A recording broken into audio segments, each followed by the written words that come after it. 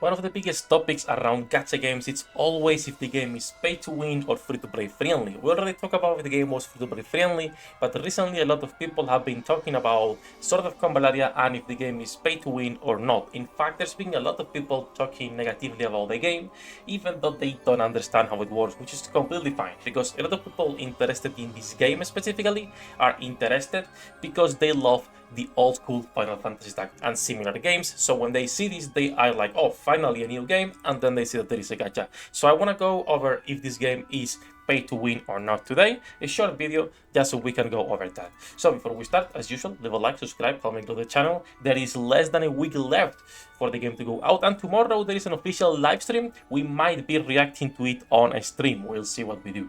All that said, let's go directly started if the game is pay to win or not. I'm gonna go with a short answer and with a long answer. Short answer: yes, the game is pay to win. Now, there is a lot more here involved, alright? A lot more here involved. So let's go over this. First of all, when we talk about pay to win, it means you're winning against someone. So let's go first to the obvious case, PvP. Is PvP pay to win? Of course. Every gacha that includes PvP is pay to win.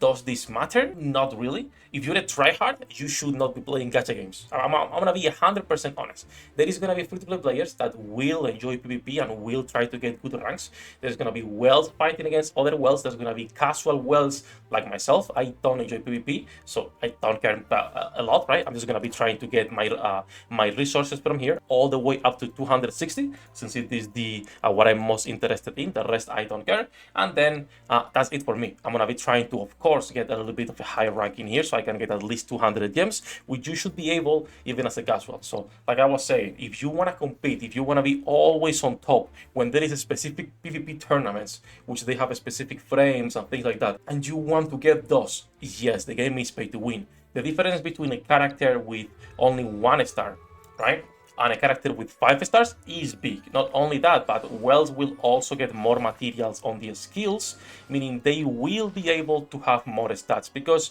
for those of you who don't know, you can unlock the whole tree. You don't need to, but you can unlock the whole tree. Every time you unlock a new skill, right? So if I unlock this one on the left, to unlock the one on the right, I need to use special currency. If I unlock this skill, I will get passive stats as well. So this means you are getting passive stats every time you are actually increasing the skills. So whales with a full 3 and 5 stars are going to be a lot stronger than you with just, let's say a normal 3 and maybe a couple of stars only, right? And same for the weapons. When we talk about SSR weapons on the gacha banner, a whale will have a weapon with multiple dupes versus a free-to-play with what you can farm in-game. There's going to be a difference in damage. Of course, it's going to be different in damage. But that is for PvP. When we talk about PvE, it's completely different because the game, it's PvE. You don't care what other people are doing or how they are clearing.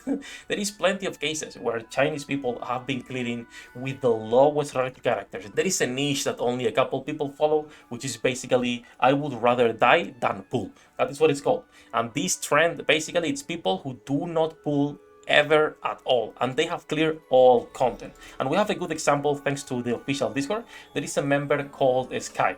And so he actually had a really good point. He created an account in alt and went completely free to play. So let's go over his account so you can see that even as a free to play, you can clear all content without pulling even a single time. Of course, you're going to be pulling, getting characters, but this is an extreme example. So currently, I saw a lot of people saying that this game is pay to win. I want to express my viewpoints. I'm playing in the Iceland server. I did a test. I play without gacha. I have saved around 30,000 crystals, and then he also used 10,000 for weapon resources and 150 yellow pulls, right? Directly this pool right here. So these pulps, he used also 150 plus 30,000 gems. Also, this is the new banner in the Taiwanese version. She is looking really pretty. I don't know what her kit does. I need to check later, and I will be adding her into the website as well. So that's it. Back to this, right? When I almost reached level 50, completely free to play, only used 3 SSRs from the start. Faikal, Maitha, and I forgot the last one, Rawia, right? He is on campaign 8.5, which is pretty good. And as you can see here, if we go to his characters, he's level 48, only 3 SSRs. He's using a lot of the initial characters that you get, which is pretty nice. There is a few characters, SRs, that are really good, and I'm going to be making a video on them probably tomorrow or this week. Just give me a couple more days to test. So he is level 48 only with these characters, right? He has not pulled even a single time. He has cleared every single star, every level, every challenge when it comes to this on a free-to-play account, all the way to chapter 8. On chapter 8, he still hasn't cleared everything. He's doing it right now, but it's still an amazing progress for a free-to-play account. And once again, as you can see, 20,000 crystals, he used 10,000 for weapons. So, can you be free-to-play? Yes, literally. You can be full free-to-play in this game, and it's not going to be pay to win, because your campaign progression doesn't matter. It's not tied to anyone else. You're not competing with anybody else. You can play at your own pace and have fun. This is a strategy game at its core. Does it have a gacha? Yes. Will people who have a gacha and spend money have an advantage over people who don't? Of course. But then again, why would you care? Gacha games will always try to prey on FOMO, and you have to understand this. As people who are maybe coming from non-gacha into trying sort of Convallaria for the first time, and this will be their first gacha experience, it is really important to understand that point, right? That games are pay to win, but it's completely fine.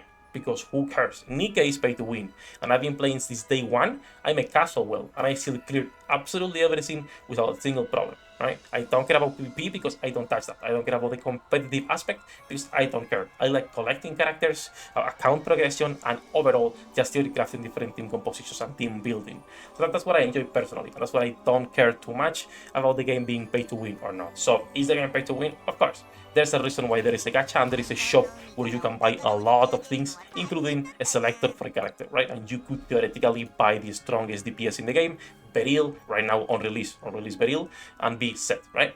So don't worry too much about the pay to win or the gacha aspect. You can play at your own pace, at your own terms, and enjoy the game. Is it pay to win? There's aspects that will be always pay to win on any gacha. Whoever tells you otherwise is of course gonna be lying, but it doesn't matter because you can play however you like. So all that said, that's gonna be it for this one. Just wanted to clarify that because a lot of people were worried about this, right? And you have to understand that if you don't care about PvP, you are good, right? You are good. Just remember, leave a level 1 unit on your defense so people can easily win and you don't have to worry, because when you lose, you are not losing points for PvP, meaning you can help people actually get better points while you don't lose your own. So just leave it a level 1 unit, don't worry too much, do your auto attempts in PvP, and then enjoy the PvE of the game and the spiral game mode, which is the repeatable endgame content, or the story, where you will get multiple different branches and different endings. All that said, it's gonna be for this video. Just wanted to talk a little bit about this. As usual, thank you all for watching this content. More Convallaria videos coming this week. I'm gonna be pushing a lot of videos before the game launches, so there is plenty of information, strategies, and what characters are gonna be good or bad. If you guys are interested also on a specific character builds, let me know. I will only be making character builds for the ones I have done. All that said, it's gonna be for this one. Thank you to my patrons for making this content possible. Love you all, bossos. Good luck with your pool win rates. I'll see you in the next one. 役立たずは楽園から追放するのみ。ブランとノワールのショータイムです。天地万物を切るとはこういうことです。